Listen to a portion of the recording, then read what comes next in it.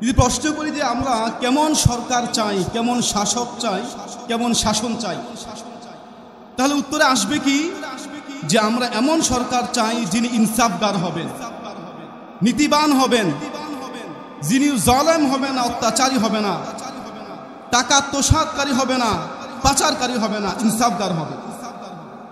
যদি আমি প্রশ্ন করি যে 1971 সাল থেকে নিয়ে আজ পর্যন্ত আমরা কি এমন সরকার পাইছি, উত্তরে আসবে কি না, পাই নাই। যে আবার প্রশ্ন করি কেন পান নাই, দীর্ঘ সময় অতিবাহিত হলো, এমন সরকার আমরা কেন পাই নাই, তাহলে তো বলা যায় এই কথাটাই যে আপনি যতই চেষ্টা করেন নাপাক পানি দিয়ে কি উযু হবে, নাপাক পানি দিয়ে কি কেউ নামাজ পড়লে নামাজ হবে, ঠিক তদ্রূপভাবে যদি এই জমিনের মতো আমরা ইনসাফ কায়েম করতে চাই, তাহলে সেই আমেরিকার নীতি দিয়ে, পশ্চিমা নীতি দিয়ে, ব্রিটিশদের নীতি দিয়ে, বেঈমানদের নীতি দিয়ে এই জমিন ইনসাফ কায়েম হবে না, জুলুম অত্যাচার অর্থ পাচার বন্ধ হবে না। যে আবারও প্রশ্ন করি তাহলে এই জমিন ইনসাফ কায়েম হবে কিভাবে, তাহলে বলবো সমাধান হলো যতদিন পর্যন্ত এই জমিন থেকে, এই ভূখণ্ড থেকে আমরা রাম শাম যদুমধু পশ্চিমা নীতিকে নিক্ষেপ না করব এবং আল্লাহর কুরআনকে সংসদে কায়েম না করব, ততক্ষণ পর্যন্ত এই জমিন ইনসাফ কায়েম হবে না। বামনপাড়া উপজেলা শাখার সংগ্রামী আহ্বায়ক মুফতি নেয়ামতুল্লাহ বক্তব্য রাখবেন, জননেতা মুফতি নেয়ামতুল্লাহ।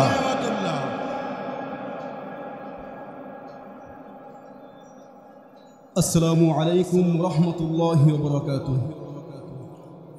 আলহামদুলিল্লাহি ওয়া কাফা ওয়া সালামুন আলা ইবাদিহিল্লাযীনা ইসতাফা, আম্মা বা'দ। ফাআউযু বিল্লাহি মিনাশ শাইতানির রাজীম। বিসমিল্লাহির রহমানির রহিম। হুয়াল্লাযী আরসালা রাসূলাহু বিল হুদা ওয়া দীনিল হাক্কি লিইয়ুযহিরাহু আলাদ দীনি কুল্লিহি ওয়া কাফা বিল্লাহি শাহীদা। ওয়া ক্বালা তাআলা ইনিল হুকমু ইল্লা লিল্লাহ। বাংলাদেশ খেলাফত মজলিস কর্তৃক আয়োজিত আজকের এই মজলিসের প্রধান অতিথি, সভাপতি, উপস্থিত উলামায়ে কেরাম, নেতৃবৃন্দ এবং বাংলার তৌহিদি জনতা, আল্লাহ পাকের দরবারে শুকরিয়া আদায় করি যে আল্লাহ তাআলা আমাদেরকে আজকের এই মজলিসে আসার, বসার, কিছু কথা বলার, শ্রবণ করার তৌফিক দান করেছেন, আলহামদুলিল্লাহ। আমি যদি প্রশ্ন করি যে একটি দেশ পরিচালিত হয় সরকার দলের মাধ্যমে, যদি প্রশ্ন করি যে আমরা কেমন সরকার চাই, কেমন শাসক চাই, কেমন শাসন চাই, তাহলে উত্তরে আসবে কি যে আমরা এমন সরকার চাই যিনি ইনসাফগার হবেন, নীতিবান হবেন, যিনি জালেম হবে না, অত্যাচারী হবে না, টাকা আত্মসাৎকারী হবে না, পাচারকারী হবে না, ইনসাফগার হবে।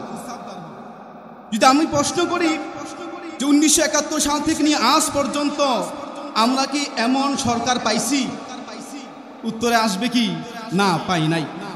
যে আবার প্রশ্ন করি কেন পান নাই, দীর্ঘ সময় অতিবাহিত হলো, এমন সরকার আমরা কেন পাই নাই, তাহলে তো বলা যায় এই কথাটাই যে আপনি যতই চেষ্টা করেন নাপাক পানি দিয়ে কি উযু হবে, নাপাক পানি দিয়ে কি কেউ নামাজ পড়লে নামাজ হবে, ঠিক তদ্রূপভাবে যদি এই জমিনের মতো আমরা ইনসাফ কায়েম করতে চাই, তাহলে সেই আমেরিকার নীতি দিয়ে, পশ্চিমা নীতি দিয়ে, ব্রিটিশদের নীতি দিয়ে, বেঈমানদের নীতি দিয়ে এই জমিন ইনসাফ কায়েম হবে না, জুলুম অত্যাচার অর্থ পাচার বন্ধ হবে না।